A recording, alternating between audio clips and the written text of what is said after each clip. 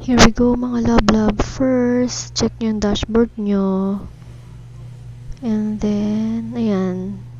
Screenshot nyo yan kasi kakailangan nyo later sa pag-report ng problem. And then, get nyo yung link. Copy link. Dahil ilalagay nyo mamaya yan sa report. Ayan. Scroll.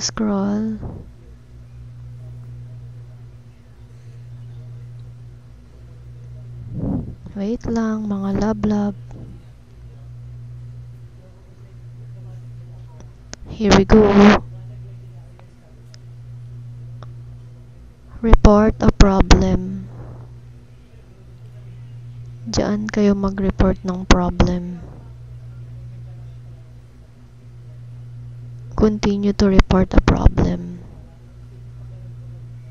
Yan. Diyan nyo na-erase yung concern nyo about sa unoriginal content na policy issue. Yan. Napin yung page or profile kung ano man yan. Page kasi yung sa akin. So, ilagay nyo lang yung issue.